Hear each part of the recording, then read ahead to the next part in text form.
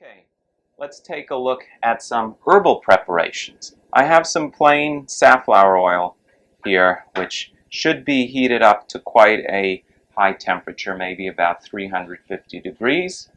And what I'm going to do is take some jewelweed.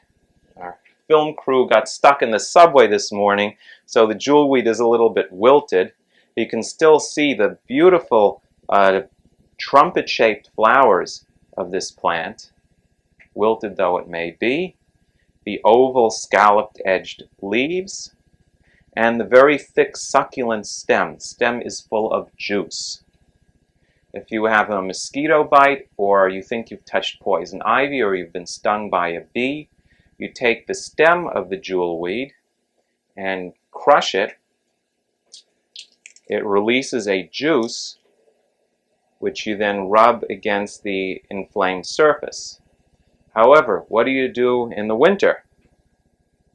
Now, those winter mosquitoes can be quite vicious. Well, there may not be winter mosquitoes, but I get enough cooking burns on the old stove here that I need something for protection. Well, I'm going to take the stem of the jewelweed, and I'll take a few pieces of stem. It's about 2 cups of boiling of hot vegetable oil, and let's say maybe about 1/4 cup of jewelweed stem. Stem has all the juice. That should be enough to do it. And let's toss that in and see what happens. There we go. It is bubbling and boiling. Except this last piece doesn't want to go in. One thing you want to avoid when making, what we're doing is making an ointment. We're making a jewelweed ointment. This is a little bit hot. We'll turn it down a little. It's boiling fast. What we're doing is extracting the active principles of the jewelweed into the oil. We're using a glass pot, not so the viewer can see a little better, but because all the herb books tell you not to use metal pots. The metal would interfere with the medicinal properties of the herb. Whether that's true or not, I'm not really certain, so I stay with the tradition and use a non-metal pot. I'll let this go about 10 minutes or so, and we can do some other recipes meanwhile. So jewelweed is great for the skin. The active principle of jewelweed is even used in preparation H.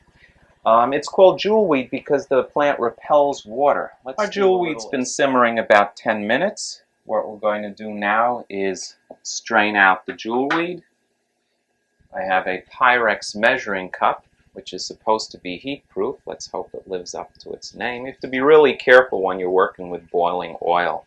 And that's how the 40 thieves, Alibaba's 40 thieves, wound up meeting their end. Came in boiling oil. So we now have our oil full of jewelweed. Euell Gibbons tried soaking jewelweed in alcohol to make an alcohol extract. That works with some herbs, but with the jewelweed, the alcohol extract wound up getting moldy. So we have our jewelweed in our oil. Can't see it. Return it to the stove.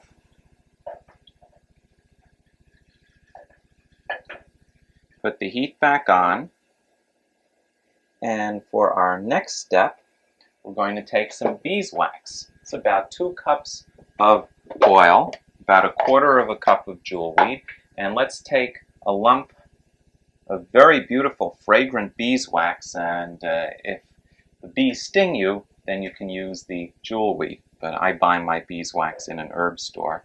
We'll melt the beeswax in the oil. Once that's done, you can throw in a vitamin E capsule. I happen to be out of vitamin E capsules, the liquid vitamin E, to act as a preservative, but that's really what you should do. We're not going to be able to do that.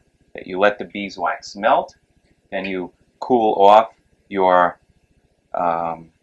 recipe, and you have an ointment that you can put on any kind of skin irritations, not open cuts, but sores and rashes, mosquito bites, cooking burns. And notice how the beeswax is starting to melt. What we're going to do once it's melted is test it out. Take a spoonful of the ointment and put that in the freezer for about a minute or two to see whether it's the right texture. If we need more beeswax, we'll add more beeswax. Well, our beeswax is completely melted. I've turned off the heat. I'm going to take a little spoonful of this and put it in the freezer. In about a minute or so, we'll be able to see what the finished consistency consists of.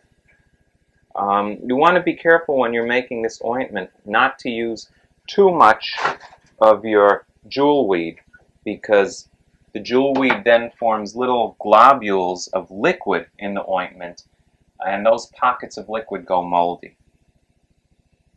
So we'll set aside the jewelweed and look at some other recipes. Let's see how our jewelweed ointment did. It should just be cooled to about room temperature now in the freezer, and here it is, beautiful color and really nice. If I get bitten on the nose by a mosquito, I will not have to worry. I'll just put on my jewelweed ointment and I'll be fine. And you can also use the jewelweed to swat at the mosquito. So this is beautiful ointment. It'll last with some vitamin E mixed in about a year in the refrigerator.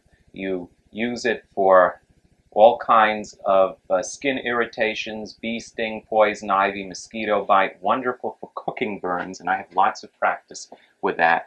And here's the rest of the jewelweed still sitting in the pot. That's going to take quite a while to cool off. Once it's cooled off, you put it in a jar, and then you've got it. So let's put this back in.